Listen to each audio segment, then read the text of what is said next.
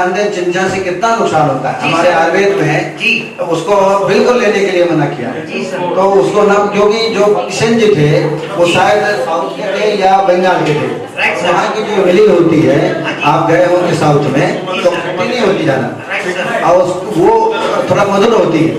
तो इसमें अम्ल विकस डाल के हिसाब से डालना चाहिए। लेकिन वैतरण के इसमें श्लोक में बोला गया है पल शुक्ति कर्ष गुणव, एक पल प्रमाण पल शुक्ति कर्ष और गुण प्रमाण में क्या क्या होना चाहिए उसके बारे में बोलती हूँ। पल प्रमाण में अम्लिका, इमली का हमने कल्प बना के ले लिया है, दिख रहा है सर? हाँ, और थोड़ा सा जो है नीचे से पकड़। हाँ सर, दिख रहा है अभी? हाँ, हाथ कम और हाँ, वेरी गुड। इमली का ये कल्प बना लिया है, ये एक कल मतलब 40 ग्राम लिया था। उसके बाद शुक्ति बोला है, शुक्ति प्रमाण मतलब 20 ml हमने गुड़ लिया है, उसका पाक बना दिया है।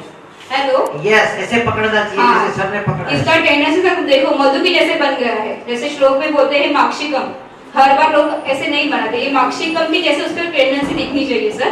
उसको कैसे बनाया आपने? गुड़ सर उसका गुड़ का पाक बनाया है हमने। हाँ, बस ऐसा बता रहे हैं अभी। सैंधव मतलब 10 ग्राम सैंधव लिया है हमने। और उसके बाद गुड़ों प्रमाण में गोमूत्र बोला है, तो इसमें सर 160 ml हमने गोमूत्र ले लिया है मेजर करके। और ईशद तेल युतो आया, मतलब ईशद प्रमाण में हमने तेल लिया है। हाँ, वो सर ने दिखाया है। इस क्रम से हम लोग चालू करने वाले हैं सर। अभी उसको बनाने की प्रोसीजर हम लोग चालू कर रहे हैं। उसमें कुछ क्वेश्चन होगा तो सर से पूछ लेना पाएंगे। उससे भी सर पूछ सकते, कभी भी वेलकम सर, उसके लिए मैं पूरे तैयार हूँ सर। ओके, सर के गले को आराम दे। चलेगा चलेगा, श्योर सर। उसमें भी सब विनीत सर और तिवारी सर मेरे हेल्प करने वाले हैं। हाँ, 65 नोट आउट है सर। चलेगा चलेगा सर, ओके सर। अभी मैंने अभी फर्स्ट जैसे श्लोक में बोला है माक्षिकम, तो माक्षिकम की जगह मैंने गुड़ का पाक लिया है। और सर ने जैसे बोला है ये वंगसेन जो थे साउथ से थे, इसलिए वहाँ की जो इमली है वो ज्यादा खट्टी नहीं होती है, इसलिए वहाँ पे वो अम्ल रस में गुण में उन्होंने इमली बोला था। और सर मुझे एक बात बोल रहा है कि अम्ल वर्ग जो बोले गए, अम्ल वर्ग में 22 द्रव्य बोले गए हैं, उसमें से इमली एक द्रव्य सिर्फ ऐसा है जिसमें क्षार गुण, उसका क्षार बन सकता है। बाकी कोई भी द्रव्य ऐसा नहीं जिसमें क्षार बनता नहीं है। इसीलिए यहाँ पे इमली का उदाहरण दिया हुआ है। ऐसा वंगसन की इसमें टीका में ऐसा लिखा गया है, इसीलिए अम्ल वर्ग में इमली का उन्होंने ये किया है। सर यही कहना था कि अगर इमली लो तो बंगसेन वाली लो। हाँ, नहीं तो फिर सर का जैसे कहना है कि अम्ल वेदस यूज करना चाहिए। हाँ, अगर ना मिली तो हाँ। Thank you sir. अभी ये एक मिनट करना, वेट एक मिनट, समथिंग कुछ बेटरमेंट।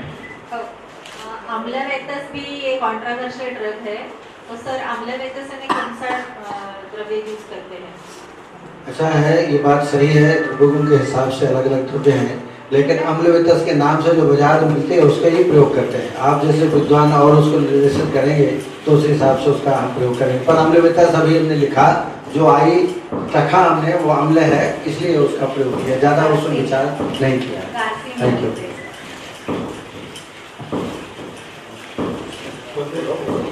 अभी जैसे गुड़ पाक और सैंधव एक जीव करने की चालू कर दिया है, तो एक ही इसमें मतलब कभी ऐसे घुमाया कभी ऐसे घुमाया, ऐसे नहीं करना चाहिए, क्योंकि ये पार्टिकल जो है माइक्रो कन्वर्ट होने चाहिए। इसीलिए बोला है कि पहले माक्षिक और लवण को एक साथ मिलाना चाहिए। समांतर का श्लोक है ना, वर्धनम गुरु वर्धनम। हाँ सर। सर दिख रहा है अभी? आप दिख रहे हैं और उधर वाला भी दिखता हुआ भी नजर आ रहा है। सर इसका देखो अभी कलर चेंज हो रहा है जैसे जैसे हम लोग मिला रहे हैं। यस। जब तो आपको सूक्ष्म नहीं लग रहा है तब तो आपको इसको मिलाना चाहिए ये सर। सूक्ष्म नहीं हो रहा है, कैसे समझेगा भाई? मैं तो सर इसको कलर चेंज हो रहा है, देखो सर। कलर चेंज हो रहा है, सूक्ष्म हो रहा है, एक ही बात है। सर जब फाइनल तब से चली जाए बनेगी तब आपको पता चलेगा, क्योंकि जब ये मधु और सैंधव जैसे बोला गया, मधु और सैंधव हम लोग जैसे मिक्स करते हैं, उसके बाद स्नेह डालने के लिए बोला है। हाँ, उसके बाद सर कलकर डालने के बाद बोला है। उसमें ऐसे है सर, अगर आपका ठीक से मिक्सचर ठीक नहीं बना है तो आपका तेल और क्वार्क का लेयर अलग अलग दिखने लगेगा। इसका मतलब आपने जो बनाया है वो बस ये ठीक से नहीं बना। जी जी जी, खोटते रहिए। हाँ, बराबर सर। तो देखिए, अगर हम पैरामेडिकल स्टाफ को एक काम करने के लिए देंगे, तो अगर वाकई आप पे सपोर्टेड है, बहुत ही ईमानदार आदमी है, बहुत ही ईमानदारी से काम, तो ही ऐसा करेगा, नहीं तो वो नहीं करेगा, क्योंकि उसका जो फल मिलने वाला है वो चिकित्सक को। इसलिए हर जगह शास्त्र ने कहा है कि जब भी पंचकर्म की प्रक्रिया करें तो आप स्वयं खड़े हो। यथा अंडम तरणो पूर्तैल पात्र में गई गोपाल इविदम निगाह सर्वस्माद उपचारता, ये पंचकर्म के चिकित्सक के गुण है, ऐसे होना चाहिए। और आपने दूसरों पर अगर आश्रित हो गए तो पंचकर्म का जो लाभ मिलना चाहिए वो बिल्कुल नहीं मिला। अब देखिए इसका बिल्कुल वर्ण चेंज हो गया, आप देख सकते हैं। छोड़िए, आप ये देखिए जो वर्ण था पहले एकदम ये कुछ हल्का पीत वर्ण का हो गया है और एक रस हो गया है। अब इसमें इमली और स्नेह, पहले माक्षिकम लवणम स्नेहम, तब स्नेह मिलाएंगे। स्नेह की क्वांटिटी क्या ली आपने? सर उसमें श्लोक में तो बोला गया ईशत स्नेह, तो हम लोग पेशेंट के दोषानुसार हम लोग उसको ले सकते हैं।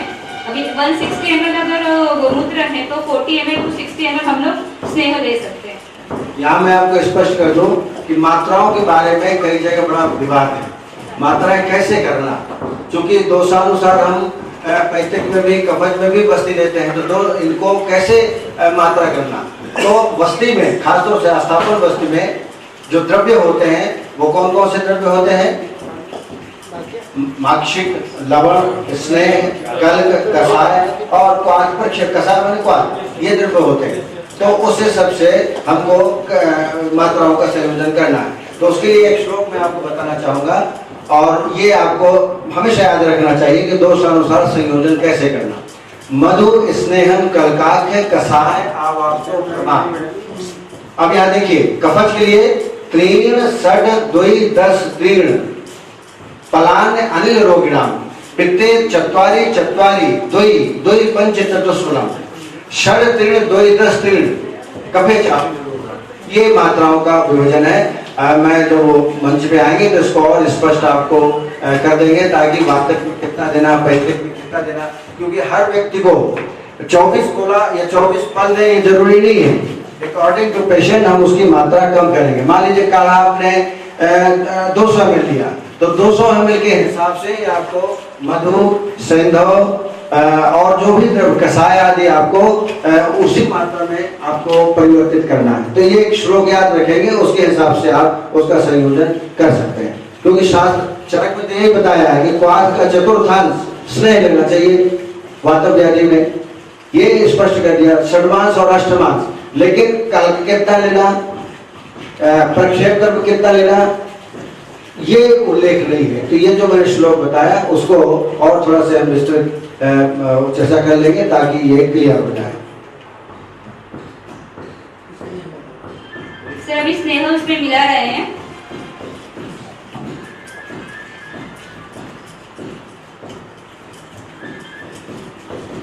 सर दिख रहा है अभी स्नेह मिलने के बाद?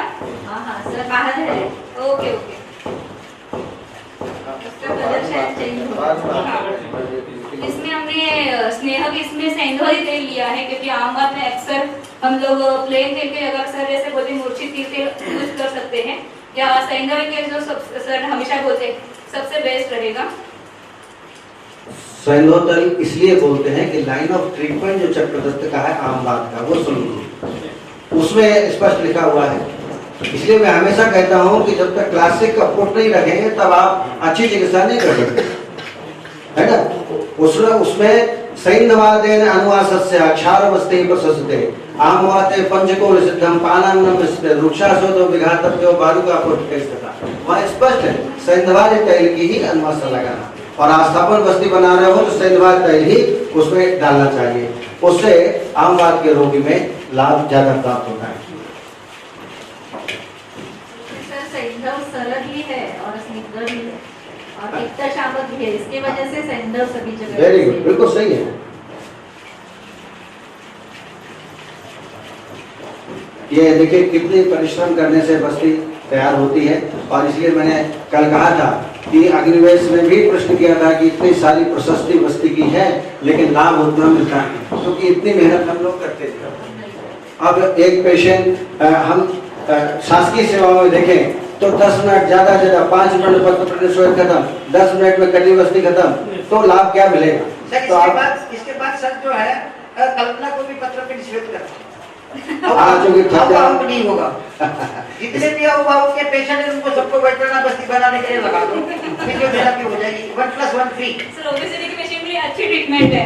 अरे बस्ती बना के लगा लो, तू जोर से कर, तेरा 50 ग्राम कम हो जाएगा। इसीलिए अभी सर हम इसमें कलका के स्वरूप में इमलीका का कलका डालेंगे।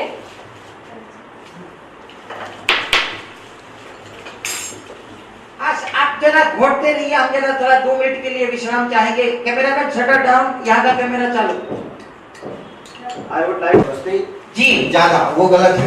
जब तक बस्ती प्रोटेक्शन नहीं देंगे तब तक इधर में जाएगा नहीं। आप देख लें कितना गाढ़ा है, तो इसीलिए शास्त्र ने बस्ती प्रोटेक्ट का प्रावधान है। और आजकल बस्ती ने तो बहुत सारी मिलती हैं। आप प्लास्टिक के जो थैले आते हैं वो उसमें द्रव्य डाल करके आप इसका प्रयोग कर सकते हैं। ध्यान ये देना है कि जब बस्ती प्रोटेक्ट, ये आप देख रहे हैं ये बस्ती नेत्र, ये पीतल की है, लेकिन आजकल फाइबर की भी बहुत आती है। और जरा प्रेम से डालने के लिए तो हमको फिर एक फिशर का ऑपरेशन करना पड़ेगा। हाँ, प्रेम से ही डालना है, क्योंकि दोष बताए हैं, दोष प्रणेता तक जो बस्ती दान करता है, स्वाद अधिकृत उक्षिप्त तुर्य उल्लिप्त कमिता, अगर ऐसा देंगे तो दोष जरूर होगा। और इसमें जो दोष बताए बस्ती नेत्र के ह्रस्वम दीर्घम तद स्थूलम, तो इसमें कोई दोष नहीं है उस प्रकार का, तो वो दोष आपके होंगे नहीं। अब आप देख रहे हैं बस्ती देने का तरीका, बस्ती पुटक तैयार किया जा रहा है। और इसमें जो है बस्ती पुटक हम बांध देते हैं और बस्ती हम दे सकते हैं। पर चूंकि ये बस्ती हमको देना नहीं है, ये सिर्फ जो है डेमोन्स्ट्रेशन के लिए आपको बताया गया। अब इसके बाद अक्षय तर्पण सुना है जी सर, ठीक। विनीश, अक्षय तर्पण के बारे में बताएंगे। डॉक्टर विनीश, जो वुमन पेशेंट हुआ था उसका जरा पल्स ऑक्सीमीटर से मेरे को मीटर दिखाओ। ठीक है सर, ठीक है, मैं दिखा रहा हूँ। जी, कल्पना के पास मशीन होगी, जा और रीडिंग लेके आ।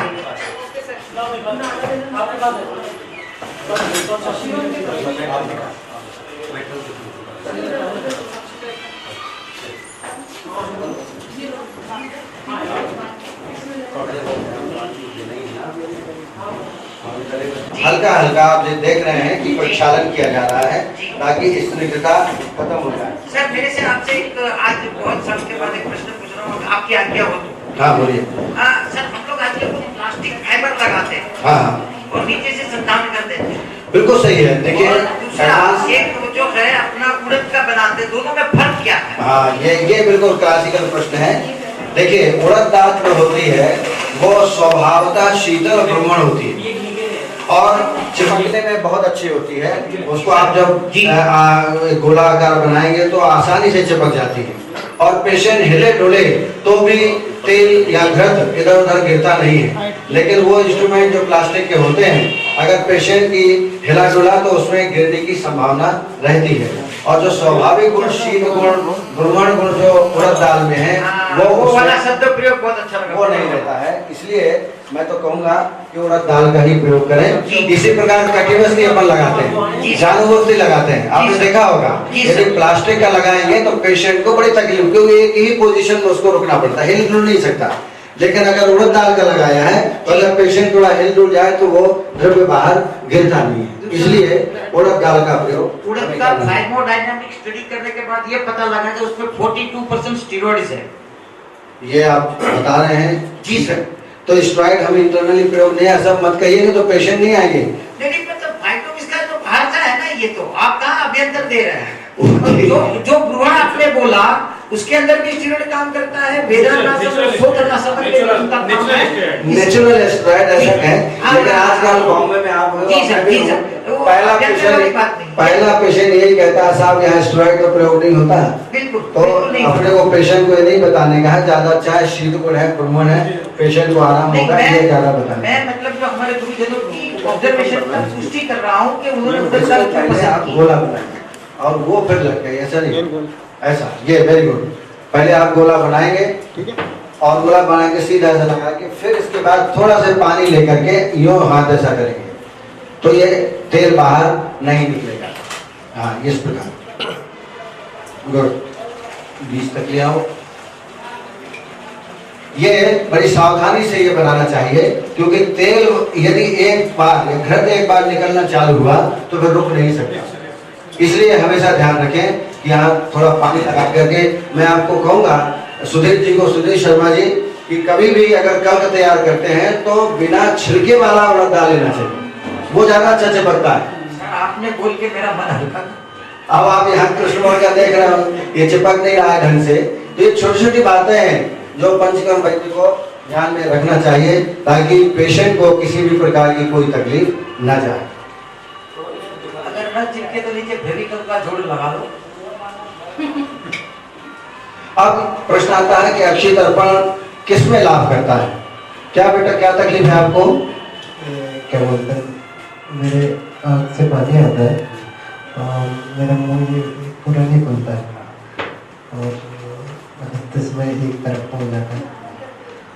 और क्या बोलते हैं, मैं खाना खाते समय पानी आता है और ये बॉडी उठती है ऊपर को। इससे माने ये हुआ कि आदत का पेशेंट है, फेशियल पैरालिसिस, और इसीलिए एक तरफ से आंसू आते हैं, टेढ़ापन। दांत दिखा थोड़ा, ये देखिए दांतों की कंडीशन देखिए, ये फेशियल पैरालिसिस का स्पष्ट फेस पे करिए, फेस पे अब इसको- focus on zoom on face and lips only. ये देखिए टेढ़ापन आप देख रहे हैं, गाल फुलाओ बेटा, गाल। ये देखिए एक तरफ ये हवा निकल गई, सीटी बजाओ। ये परीक्षण है फेशियल पैरालिसिस का। अगर ये मिलता है तो निश्चित रूप से फेशियल पैरालिसिस का है। अब लाइन ऑफ ट्रीटमेंट क्या है, कोई बताएगा? अर्जित का अर्जते नावनम तैलम मूर्धनम तर्पणम एवं च। तर्पण चिकित्सा बताइए। अब तर्पण मूर्ध में करें, अक्षय में करें, तो दोनों में भी लाभ मिलता है। लेकिन हम अपनी प्रैक्टिस में ज्यादातर इसका प्रयोग ऑप्टिक नर्व जब डिजनरेशन हो जाता है, पेशेंट को दिखना कम होने लगता है, उसमें बहुत ही अच्छा लाभ पेशेंट को मिलता है। हाँ, ये जरूर है कि इसमें त्रिफला घटक या जीवनी द्रव्यों से सिद्धित द्रव्य बदलना चाहिए तो ज्यादा लाभ है। रोजाना बदलें तो अच्छा है। जीरो धरा वाला काम कर गया।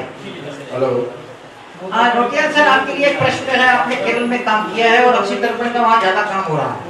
नोटियाल साहब, वो घी को गर्म कर रहे हैं, त्रिफला घी को वो गर्म कर रहे हैं। हाँ, आपने समझ लिया बिल्कुल, सूक्ष्म किया। आपके शिष्य है। तो ये बड़ा लगाना बहुत ही कलात्मक है। ये हर कोई के बस की बात नहीं है, जो हमेशा लगाता है, जो हमेशा प्रैक्टिस करता है। रक्षा बताइए, आप आइए। और ये बगैर छिलके वाली का आपका बनाए तो आपको तकलीफ नहीं डॉक्टर आएगी। साहिब, जैसे आप जो है वहाँ पर वो नोटियाल सर को फ्री कीजिए, घी गर्म करके उनके हाथ में माइक थमाइए, नाटियाल सर को। आप तो घी पकड़, जी बताइए। जी आप घी पकड़ो, ये सर पकड़े आप जी। साहब को पार लाओ जरा।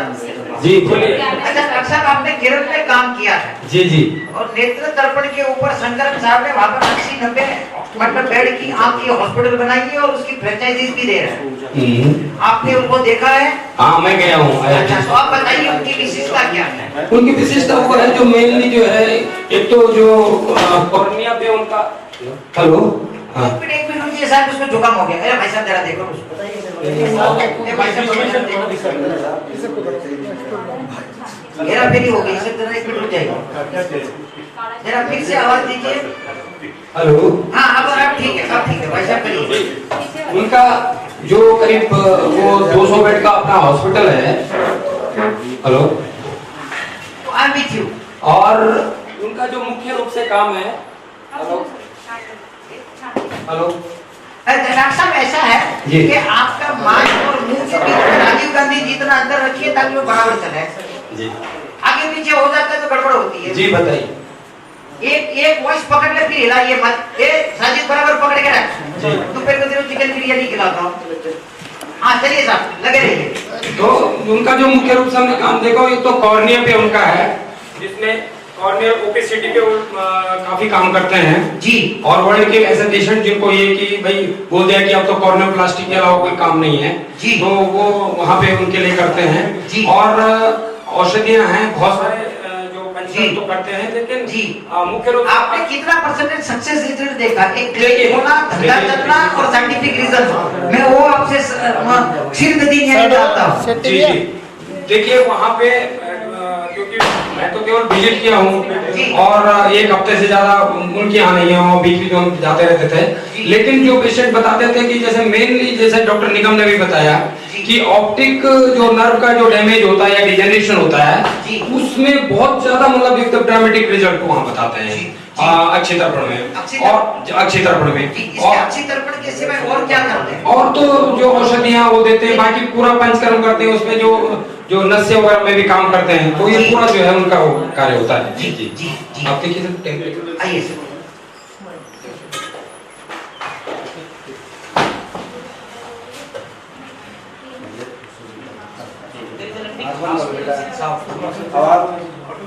Sit finally.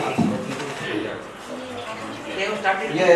Hello, Yes sir, we are with you sir. आवाज आ रही है? जी सर, जी बिल्कुल। अब ये अक्षय तर्पण प्रारंभ किया जा रहा है पूर्व कर्म के रूप में। चूंकि उष्णता ज्यादा न रहे, इसलिए पहले हल्का से तेल जो गर्म उष्ण है, तो सुखोष्ण है, उसको लगा देना चाहिए, ताकि आंख बंद कर रखें, हाथ को आंख खोले नहीं, आंख बिल्कुल धीरे से, बहुत ज्यादा तेज से। सर कान में रुई लगवाई? हाँ, ये लगा रहे हैं, आप देख रहे होंगे। नहीं दिख नहीं रहा, इसलिए मैं थोड़ा सा जूम करें। कान में रुई। कान में जरूरत नहीं है, क्योंकि ये सर ये खुल पूरे जाएगा। का बंद है। गुरुजी ये वो काटी बुला खुल जाएगी तो लफड़ा हो जाएगा। जरा मेरी मैं जरा फटू सर्जन हूँ। हाँ अब ठीक। सर दूसरों को भी तो मौका दीजिए। Sir we are confident for the therapy person ना कि लीक नहीं होगा, लेकिन फिर भी हमने लगवा दिया सर इसको आपके आदेश पर। सर मैं रोगी को ज्यादा देखता हूँ। अब जब तेल ये घी डालना है तो चम्मच के सहारे किनारे से यहाँ डालना चाहिए, ताकि अपने आप दवा जाए। अगर ऐसा डालेंगे तो पेशेंट को इरिटेशन होता है। इसी प्रकार श्रोवस्ती में भी, श्रोवस्ती में किनारे से डालना चाहिए, डायरेक्ट नहीं डालना चाहिए। इसी प्रकार इसको भी डायरेक्ट आप यहाँ से, हाँ ठीक है, कोई दिक्कत नहीं।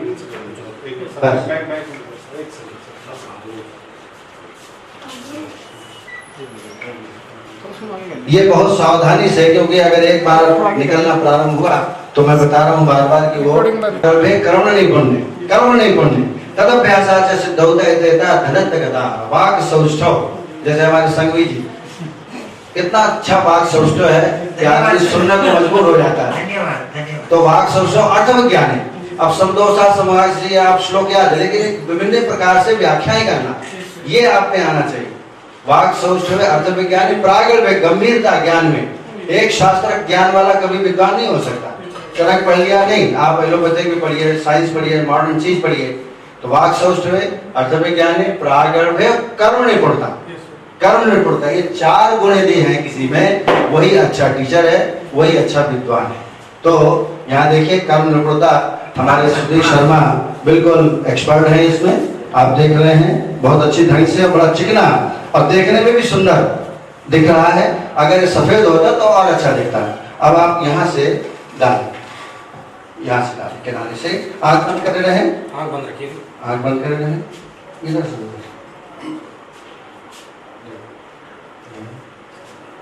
क्योंकि जैसे ही आँख में टच होगा ना तो पेशेंट को तकलीफ होगी। ये इस सहारे से जाएगा तो पेशेंट को कोई तकलीफ नहीं होगी। डालिए, कोई गर्म तो नहीं लग रहा बेटा? ठीक है, सही है, वेरी गुड। कैसा लग रहा है आपको? ठीक। गर्म तो नहीं है? नहीं सर, नहीं। अब देखिए, चूंकि इसको और ऊपर से बनाना था, नहीं तो ये द्रव्य जो है कितना यहाँ कलेक्ट हो गया, ठीक है।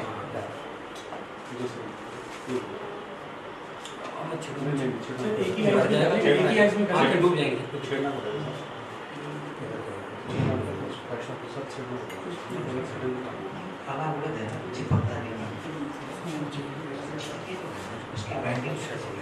और जैसा सतीश जी बोल रहे थे, यदि प्लास्टिक वाला लगाते हैं तो उसमें भी उड़द दाल का किनारे में लगाते हैं ताकि वो गिरे नहीं, और वो जल्दी हो जाता है। इसमें थोड़ा टाइम भी लग सकता है, और वो मैंने देखा है कि पूरा आंख उसमें भर जाती है, घट भर जाता है। तो अच्छा है कि उसका उपयोग करें और किनारे में उड़द दाल को ही लगाएं, ताकि उसका भी प्रभाव रहे और आप अच्छी तरह कर पाए, वो भी संभव है। कल्पना उसको सपोर्ट कर। सर मैं 2 मिनट बीच में अगर हाँ बोलिए। सर वो कल्पना को बोलो बराबर पकड़ के रखे, और वो साइड में अभी मत डालिए, और पेशेंट को बोलिए थोड़ा सा वो राइट हैंड साइड में टर्न करे, ताकि वो घी जो है वो आंख के ऊपर आ जाएगा। वो सीधा है, लेकिन बता रहे हैं ना कि वो इतना नीचे है कि वो पूरा फुल होगा तो नीचे है, वो नहीं, फुल नहीं करना है, जो मटेरियल है वो आंख के ऊपर आ जाएगा। अगर राइट में डालो मत कुछ भी। खैर यहाँ प्रोसेस समझाने का उद्देश्य था, मैं समझता हूँ thank you sir, thank you, message is clear, message is clear. Message is clear. अब इसके बाद आप आंख मत खोले बेटा, आंख हमेशा बंद रखें। और जब ये पश्चात कर्म के रूप में जब घृत निकालते हैं तो भी बड़ी सावधानी से निकालना चाहिए। तो उसके दो तरीके हैं, चम्मच से ना निकालें, कॉटन को ऐसा भिगो के बाहर निकालें तो पेशेंट को इरिटेशन नहीं होगा, तो उसमें किसी भी प्रकार की परेशानी नहीं होगी। और अर्धित है चूंकि पेशेंट है तो उसमें नावन नस का प्रयोग है। अर्धे नावनम तैलम, और नावन भी दो प्रकार का, नावनम चतुर्विधम स्नेहनम शोधनम चाहिए। माने जो शुद्ध तैल है जैसे अणुतैल ये स्नेह नावन है, लेकिन वचा तैल और षड्विद्युत तैल ये शोधन नावन, क्योंकि परिभाषा ये है नावन नस की कि स्नेह नस है ये। अगर शोधन द्रव्य से सिद्ध कर दो तो शोधन नावन हो गया। तो यहाँ दोनों काम करना चाहिए, शोधन नावन देना चाहिए और स्नेह नावन। ये बताया है चरकनी के 7 दिन तक दो, लेकिन ये नहीं बताया कौन सा दो, क्योंकि इसमें आभ्यंतर स्नेहपान नहीं कराते। इसलिए मेरा ऐसा मानना है, मैंने इसमें पीएचडी थीसिस भी लिखी है कि 2 दिन स्नेहनस और तीसरे दिन शोधनस, 2 दिन स्नेहनस तीसरे दिन शोधनस, तो पेशेंट को किसी भी प्रकार का इरिटेशन नहीं होता है। तो ये नशे के संदर्भ में तो अर्जित के साथ ये भी ट्रीटमेंट नावनम ये भी कर, मूर्धतैल तो करो और उसके साथ साथ नावन नस भी नहीं, वो है चलाना ही चाहिए, लेकिन ये क्योंकि हमारा ये मेथड जो है वो उतना हाइजीनिक नहीं है तो रिस्क नहीं उठाना, क्योंकि आँख बड़ी प्रिय चीज है, उसमें कोई तकलीफ हो जाए, इन्फ्लेमेशन हो जाए, बेटर है आँख बंद कर, क्योंकि अब्जॉर्प्शन तो हो गई, ऐसी बात नहीं कि अब्जॉर्प्शन नहीं होगा। तो इस प्रकार इसमें करा सकते हैं। अर्जित में एक चक्रदत्त का योग है, लहसुन का, 4 कली लहसुन आप मक्खन में पीस करके सुबह शाम दें, ये भी 21 दिन का प्रयोग है, चक्रदत्त का है, बहुत ही अच्छा उपयोग है अर्जित के लिए। तो इसका प्रयोग आप कर सकते हैं नामन और मूढ़ तर्पण के साथ। अब आप इसको धीरे धीरे निकाल लें। ये समय धारण काल कितना होना तो डिसीज के आधार पर है। अक्षयगत जो डिसीज है बताएंगे ना, वर्म रोग है, बहुत सारे रोग हैं, वो डिसीज के आधार पर करना चाहिए, लेकिन उतना सब समझ नहीं पाते, ज्यादातर ऑप्टिक डिजनरेशन के लिए करते हैं। तो मेरे हिसाब से धारण काल वही होना चाहिए जो कटिबस्ती में है, हृदयबस्ती में है, शिरोबस्ती में है, वही धारण काल इसमें ही होना चाहिए। पर प्रैक्टिकली लोग 30 मिनट 40 मिनट ये करते हैं। तो ये अलग अलग ढंग से जितना पेशेंट लेट सकता है, उसको कोई तकलीफ नहीं है, आपके पास समय है, पेशेंट अच्छा आपको पैसा भी दे रहा है, तो आप अच्छी ढंग से उसको 50 मिनट तक 52 मिनट तक भी करें तो लाभ अच्छी तरह प्राप्त होगा। ये देखिए आप जो है आप जूम देखिए इसमें कैमरे में, आप पूरी तरीके से अक्षिगत घृत हो गया है और पूरी तरीके से आप खोलो नहीं बेटा, आंख बंद किए रहो। तो इस तरीके से ये तर्पण कंप्लीट हुआ। पश्चात कर्म में ये जो घृत दिख रहा है उसको कॉटन के जरिए बार बार निकालेंगे, निकालने के बाद रोगी को बैठा करके अच्छी तरह सफाई करेंगे। और ये इसमें भी वही जो शिरोधारा में बताया था कि सिर से स्नान नहीं करना, वो इसको पेशेंट को बताना चाहिए और दिन को नहीं सोना। और ये प्रतिदिन लगातार 11 दिन 21 दिन, जो ऑप्टिक डिजनरेशन का है तो 21 दिन लगातार करें तो पेशेंट को लाभ प्राप्त हो। अब निकाल लीजिए। हाँ देख, लाइट अगर आएगा तो आपको परेशानी आएगी, लाइट की तरफ मत देखिए। अब डॉक्टर साहब, डॉक्टर निगम सर, कटी बस्ती के लिए। निगम सर, हाँ जी, मैं बोल रहा हूँ सर, इसके बाद कौन सा प्रोसीजर है? अब कटी बस्ती करके इसके बाद फिर बस मुझे लगता है 2 बजे तक 2:30 बजे तक खत्म हो जाएगा, तो लंच से ब्रेक हो जाएगा। तो सर वो जिसको अग्निकर्म करना उस पेशेंट को तैयार हो गया है वो, बस इसको खाली हो टेबल, उसको बुलाते हैं। उसको कटी बस्ती करनी है? हाँ कटी Dr. Mayank, I want to clear that after Kati Basti, we will go for the agriculture. And after completing all the process, we will go for the agriculture. Okay, patient will be there. हाँ, definitely patient will be.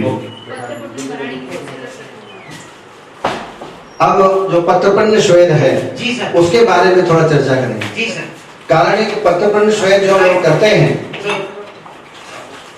उसमें तैलों का ध्यान नहीं रखते, पत्रों का ध्यान नहीं रखते, कौन से पत्ते लेना किस डिजीज में। ये पता है कि निर्गुणी अरण्य लेना है तो प्रत्येक व्याधियों में वही लेते रहते हैं, तेल कौन से लेना ये भी ध्यान में नहीं करते। जी सर। तो कैसे बनाना, मेथड क्या है, जी। और कौन से दोष में, कौन सी व्याधि में कौन सा तेल लेना है। तो मैं शॉर्ट में आपको बताऊं, अगर कैमरामैन थोड़ा सा आगे आ जाओ और जो प्रोसीजर अगर वातानुबंधी है, उसमें कफ का अनुबंध नहीं है, अर्थात रिमेटॉइड नहीं है, ऑस्टियो है, या वहाँ गैप कम हो गया है किसी कारण से, ऐसी अवस्था में तैल के रूप में धन्वंतरी तैल, सहचर तैल, नारायण तैल, महामास तैल, दशमूल तैल, इनका प्रयोग करना चाहिए। अगर रिमेटॉइड है और वहाँ स्वेलिंग है हल्की फुल्की या गाउट जैसे लक्षण है, तो वहाँ तैल, संधिवादी तैल, विस्करक तैल या निर्गुंडी तैल। एक बार फिर बोलता हूँ, यदि ऑस्टियोजन्य हो, आम का संयोजन ना हो, तो उसमें महामास तैल, महानारायण तैल, दशमूल तैल, सहचर तैल, धन्वंतरी तैल, और यदि आम का संयोग हो तो उसमें विस्करक तैल और संधिवादी तैल का प्रयोग करना चाहिए। अब आप देख रहे हैं यहाँ पर कैसे बनाना। तो ये जो तेल आप प्रयोग करने जा रहे हैं, धन्वंतरी तैल हम प्रयोग कर रहे हैं, उसी से छौंक लगाने का है। और छौंक लगाने के जिस प्रकार पालक आप बनाते हैं घर पर, वो संरक्षण हो जाए अच्छा, पोटली से रस निकलना चाहिए। कई लोग क्या करते हैं, क्रश कर लेते हैं, क्रश करने के बाद पोटली बना लेते हैं और फिर तेल में डुबो के सिकाई करते हैं। ऐसा ना करके उसको पाक करिए ताकि उसमें लुब्रिकेशन हो, उसमें जूस निकले। आपने देखा ये मैडम कल्पना छोड़ लगा रही है, मेथी डाल दिया, और ये लहसुन है, और लहसुन जैसा आप सब्जी बनाते हैं, जब ब्राउन कलर की हो जाए, हाँ सर, वो थोड़ा सा नीचे से वो डंडी है ना उठाने वाली थोड़ी टेढ़ी कर ले, तो हमको अंदर बराबर की लड़की के कढ़ाई सर, थोड़ा सा उसका हैंडल जो है वो साइड में कर। ठीक है sir. Excellent excellent.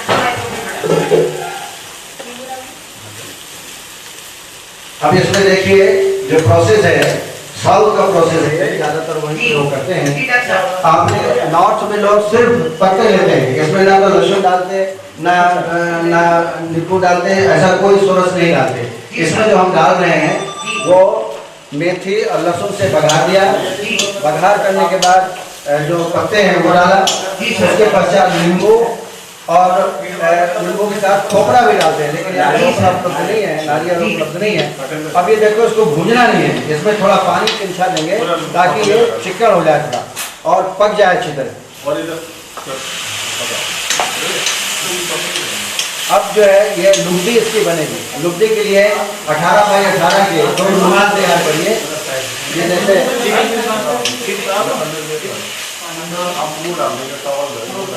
Doctor Tiwari ये अभी तैयार की है, ये इसमें पोटली का निर्माण करके इसकी पोटली का निर्माण करेंगे। ये देखिए, आप देख रहे हैं 18 बाई 18 का रुमाल टाइप का है, किनारे में बत्ती लगाई है ताकि बन जाए, और जब ये पूरा संरक्षण हो जाए, चिकना हो जाए, तब इसमें रख करके इसकी पोटली बना के इसको ऐसा बांध देंगे।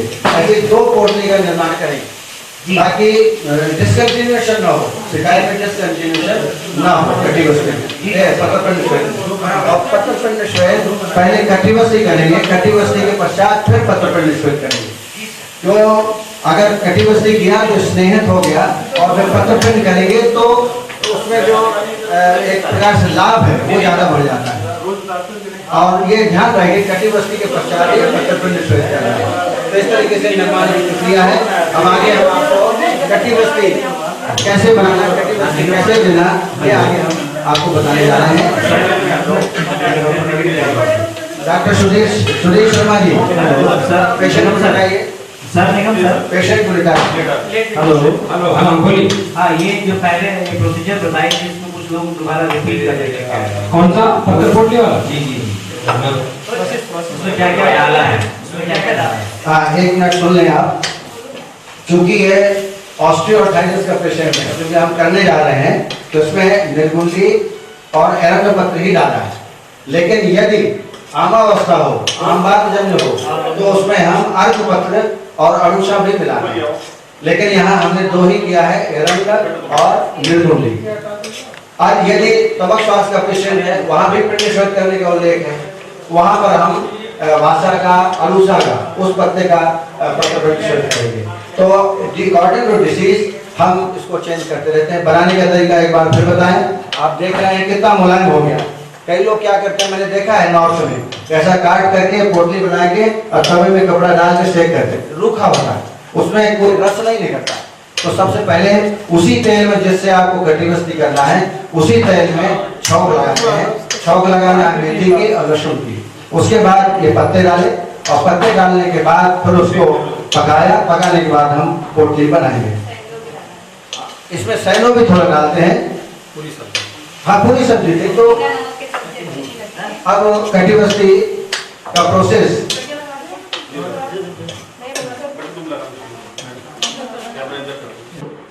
सर सुन रहे हैं सर, बोलिए सर। ये वाइट रेडिकुलोपैथी थी यस सर, आ रही है आवाज। तो काफी टाइम से इनका ट्रीटमेंट चल रहा है। Patient has been relieved. This process we are going to proceed. This is कटिबस्ती। So packing is very important here. We have to make full packing here, proper packing. Dr. Sudhir, hello. Hello. Sir, can you explain that this Katibasti is indicated in which diseases also करते हैं sir? कहाँ करते हैं? Sandeep.